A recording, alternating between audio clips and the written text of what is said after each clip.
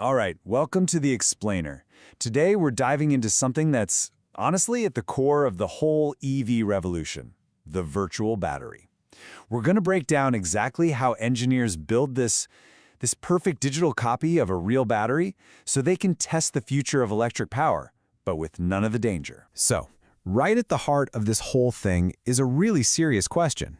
I mean, an EV battery pack is just immensely powerful. If you try to push a real one to its absolute limit for testing, well, it's not just risky, it can be, catastrophic. So how in the world do you safely test the electronic brain that's supposed to keep all that power under control? And this leads to a huge dilemma for the engineers trying to design these things. They absolutely have to test for every possible failure, but doing it on a real battery is just a massive headache. When you think about it, testing with a real battery, it's slow, it's dangerous, and maybe worst of all, trying to perfectly repeat a specific fault, it's almost impossible. But with a virtual battery, that completely changes the game. All of a sudden, testing is fast, it's perfectly safe, and you can throw any wild scenario you can dream up at it over and over and over again. Okay, so how do they actually do it? The secret is this really clever technique called hardware-in-the-loop, or HARS for short. The whole goal here is to basically fool a piece of hardware, say the battery's control unit, into thinking it's hooked up to a real battery pack, when in reality, it's plugged into a super powerful computer simulation. And the very first step on this journey is to create something called a SPICE model. Now, the best way to think of this is like the battery's secret recipe, or its unique digital DNA. It's a mathematical model that perfectly captures everything about how that specific battery behaves. How it charges, how it discharges, how it heats up, all of it. But, just having the recipe isn't enough. Now you've got to teach a computer to actually cook with it and do it in real time. This is where we take that recipe, that idea, and turn it into something a computer chip can run millions of times a second. So here's how that translation works. You start with that SPICE model, the recipe. Then, you translate its circuit diagram into a set of what are called state space equations. That's just the pure math version. The next step is absolutely key. It's called discretization. You're basically chopping up that smooth math into tiny, bite-sized steps.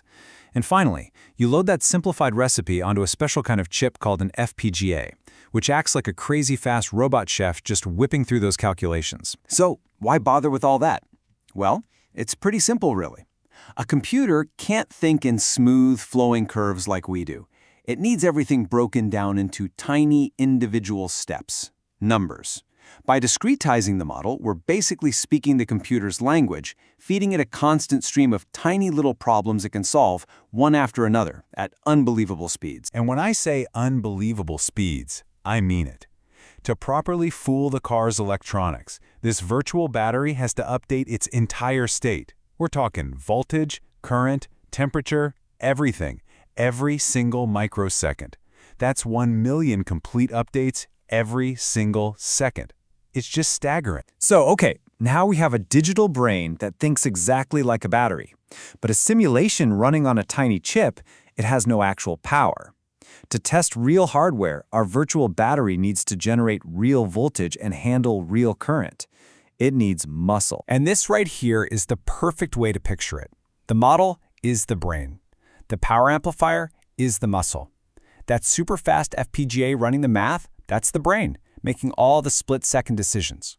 But it's connected to a big, powerful amplifier, and that's the muscle. The brain tells the muscle precisely what voltage and current to put out to perfectly mimic a real battery. And we're not talking about a small amplifier here. This muscle has to be seriously powerful. We're talking specialized gear that can pump out up to 60 volts and handle up to 10 amps of current.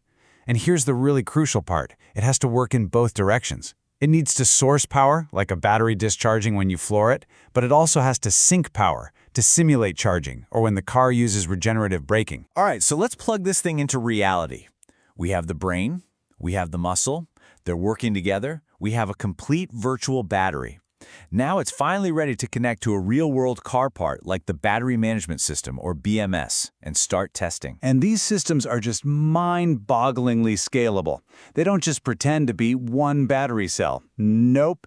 The big league setups can emulate an entire EV battery pack, mimicking up to 384 individual cells, all at the exact same time, and each one with its own perfectly controlled, unique voltage. It's wild. And that is what lets engineers test the untestable. Think about the stuff you would never want to do to a real multi-100-volt battery pack. They can simulate it all safely from behind a computer screen. A single-cell short-circuiting. Click. A high-voltage cable suddenly breaking. Click. Pushing the battery into a dangerous overcharge? No problem. They can test every scary scenario imaginable with zero physical risk. And look, this isn't some science fair project. This is mature, powerful technology that all the big automakers rely on. You've got companies like A&D, Opel RT, NI, and D-Space building these incredible commercial systems. They come with all the bells and whistles, like super high-resolution outputs to test how sensitive the BMS is, or the ability to simulate a wire break with just the flip of a virtual switch. So let's step back for a second. What does this all mean for the future of, well, everything? The ability to perfectly copy a battery in the digital world, its impact is just huge, and it's making everything in the world of electric cars move so much faster. So really, why does this matter to you and me? Well, first, it means safer products. Every single failure mode can be tested to death without anyone getting hurt. It means faster innovation. You can run thousands of tests overnight, stuff that would take months to do with physical hardware. It actually makes it possible to design the really complex next-gen stuff, like all-solid-state batteries. And of course, it saves a ton of money by not having to build and blow up expensive prototypes. Which really brings us to a final, pretty mind-bending thought. We have figured out how to create a perfect digital twin of one of the most complex, energetic things we use every day. So, if we can create a perfect digital copy of a battery, what other complex system are we going to simulate next?